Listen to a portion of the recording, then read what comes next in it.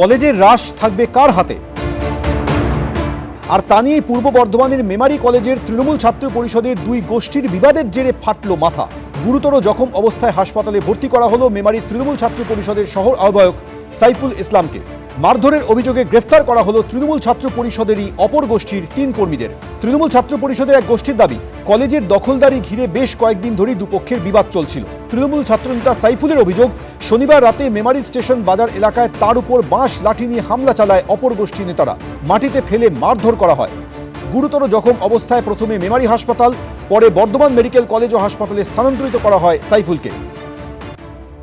যদিও সমস্ত অভিযোগ অস্বীকার করেছে অপর গোষ্ঠী, পাল্টা সাইফুল গোষ্ঠীর বিরুদ্ধেই কলেজে ভর্তির নামে টাকা তোলার অভিযোগ তুলেছে তারা। তৃণমূলের কোনো গল্পই নেই এখানে। একটা তৃণমূল ব্যতীত একটা টিম, কিছু ছেলে কলেজের ছাত্রছাত্রীদের ভর্তির নামে টাকা তুলছিল, সেই র্যাকেটটাই আমরা ভাঙতে দিই। কনভেনারের সঙ্গে যারা থাকে তারা হতে পারে তারা র্যাকেটটা চালায়, কিন্তু কনভেনার কতটা যুক্ত আছে আমি জানি। ঘটনা নিয়ে কটাক্ষ করতে ছাড়েনি বিরোধী শিবিরও।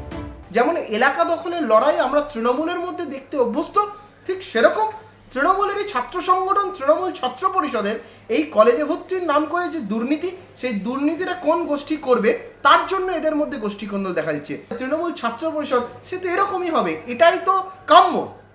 গাছ যেমন হবে তার শাখা প্রশাখা যে সেরকমই হবে, এটাই কাম্য। একদিকে কলকাতার কসবায় সরকারি আইন কলেজে ছাত্রীকে ধর্ষণের অভিযোগে বিদ্ধ প্রাক্তন তৃণমূল ছাত্রনেতা ও তৃণমূল কর্মী মনোজিৎ মিশ্র। কলেজ জুড়ে বেলাগাম দাদাগিরির অভিযোগ উঠেছে প্রাক্তন এই তৃণমূল ছাত্রনেতার বিরুদ্ধে। এই আবহেই পূর্ব বর্ধমানের মেমারি কলেজের এই ঘটনায় প্রশ্ন উঠছে, কিভাবে এতটা বেপরোয়া হয়ে উঠছেন এই ছাত্র নেতারা, কাদের প্রশ্রয়? রবিবার ধৃতদের বর্ধমান আদালতে পেশ করে মেমারি থানার পুলিশ। কমল কৃষ্ণ দে, এবিপি আনন্দ, পূর্ব বর্ধমান।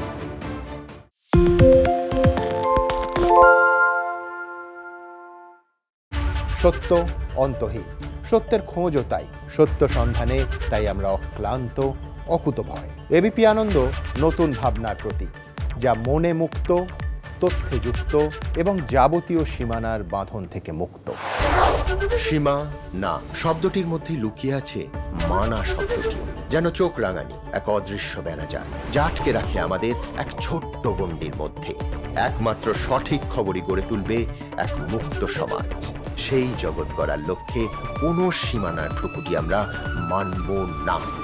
এবিপি আনন্দ এগিয়ে থাকে, এগিয়ে রাখে। বাংলা চেঁচামেচি চায় না, বাংলা খবর চায়। বাংলা খবর, বাংলার খবর। আরে চাটা দে। এই আমার একটা চা দেন। কি হলো আমারটা? বাংলা পক্ষপাত চায় না, বাংলা খবর চায়। বাংলা খবর, বাংলার খবর।